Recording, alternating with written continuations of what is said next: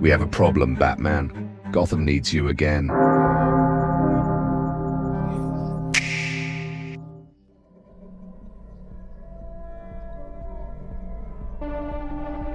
Absolute Batman is me without limits. What I would become if I stopped caring about the line between justice and revenge.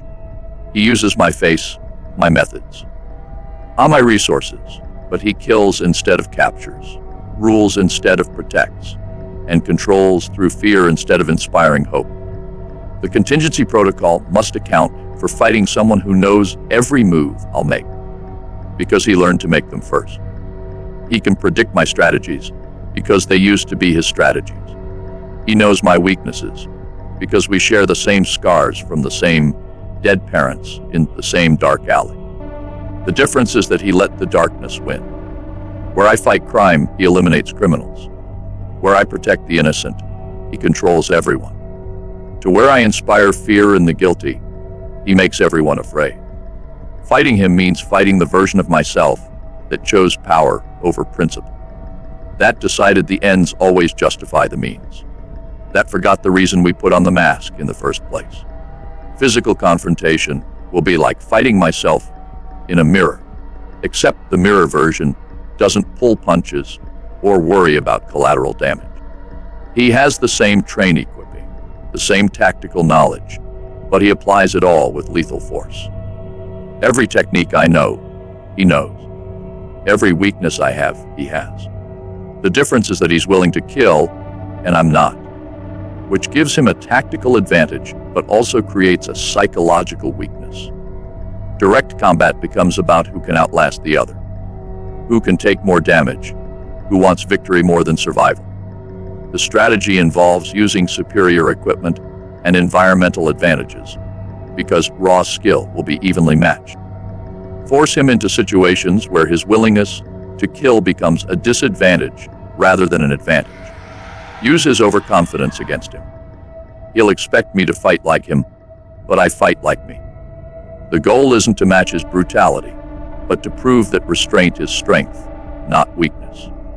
Resource analysis shows he has access to the same Wayne Enterprises technology and funding, but he uses them to build a surveillance state instead of fighting crime. His Gotham operates under constant monitoring, where citizens live in fear rather than safety. His technology focuses on control. Spy cameras on every corner, weapons designed to intimidate rather than incapacitate. Systems that track and monitor instead of protect and serve. The strategy involves turning his own surveillance network against him through electronic warfare, sabotaging his control systems to prevent population monitoring, and proving to citizens that his protection comes with a price too high to pay. To this requires building alternative communication networks he can't monitor, establishing safe houses for people who resist his authority, and most importantly, showing Gotham that security doesn't require surrendering freedom. Psychological warfare targets the guilt buried under his authoritarian exterior. Absolute Batman still carries the same trauma that created me. He just processed it differently. Where I channel rage into justice, he channels justice into rage. Where I protect people from becoming victims, he punishes people for existing. The approach involves forcing him to confront the victims of his methods, the innocent people who suffer under his rule, the children who grow up afraid of the symbol that should protect them. His power comes from believing his methods are necessary. But that belief crumbles when faced with evidence that his approach creates more problems than it solves. When he sees the fear in a child's eyes, when he realizes he's become the monster that would have terrified the boy he used to be, when he understands that his parents would be ashamed of what their son became, that's when his psychological armor starts to crack. Authority challenge focuses on the fact that his power depends on people believing his way is the only way to be safe. He rules through manufactured consent. Citizens who accept his control because they've been convinced that freedom equals chaos and resistance equals selfishness. The strategy involves systematic exposure of his failures, documentation of innocent victims, and demonstration that genuine security doesn't require surrendering human dignity. This includes working with citizens who've suffered under his rule, providing evidence that alternatives exist and work, and proving that justice doesn't require fear. The goal is not just defeating him, but discrediting his methods so completely that no one will ever support similar approaches again. When people realize they can be safe without being controlled, his authority evaporates. Alliance building faces the challenge that many people initially support him because his methods appear to work. A crime drops when criminals are terrified. Streets seem safer when dissent is eliminated. Order appears restored when resistance is crushed. The strategy requires finding people who understand that security without freedom is just another kind of prison. Former cops who won't serve tyranny. Citizens who value liberty over safety. Heroes who know that ends don't justify means. The alliance must be built carefully because he'll use any outside cooperation as evidence of treason. These allies need to see past short-term results to long-term consequences. To understand that a city ruled by fear isn't a city saved, but a city enslaved. Technology countermeasures must account for him having the same base equipment, but using it for different purposes is too.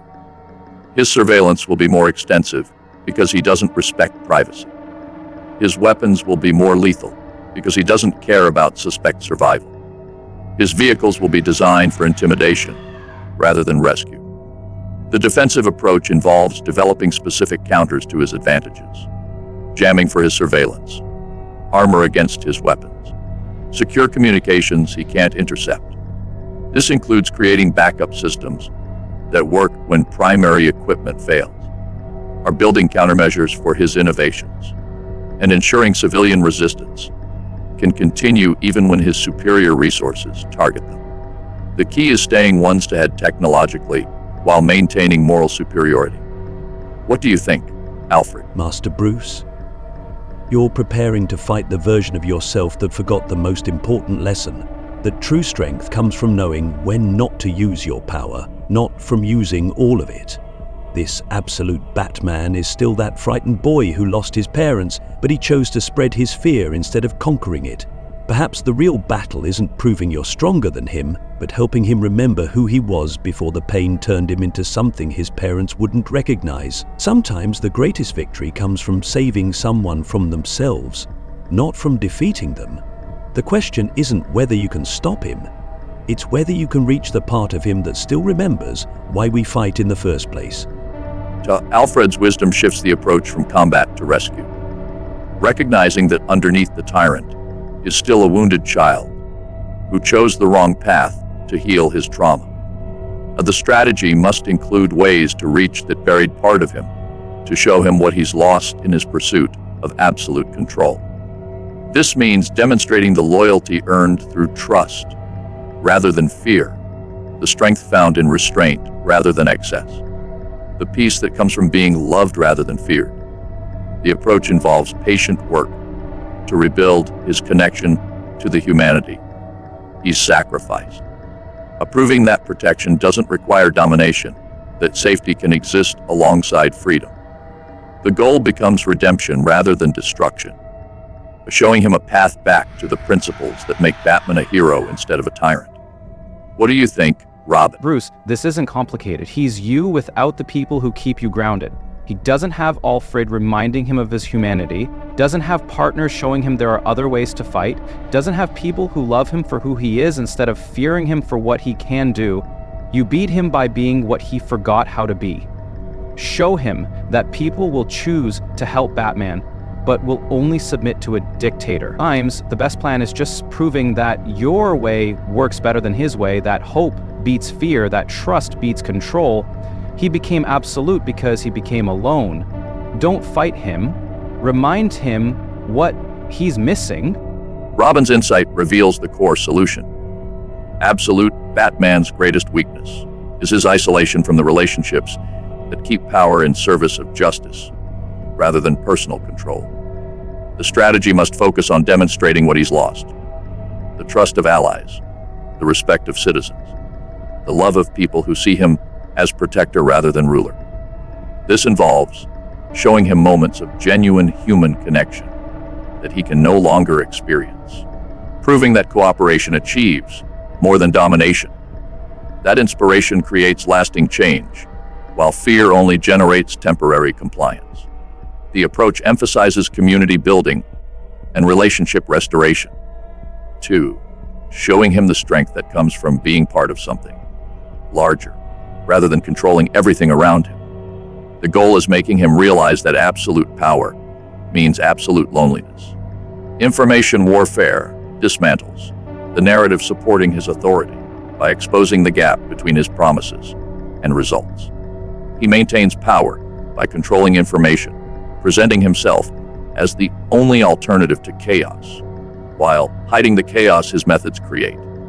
The strategy involves documenting his failures, providing evidence that his approach increases long-term crime, and amplifying voices of citizens who can testify about life under his rule.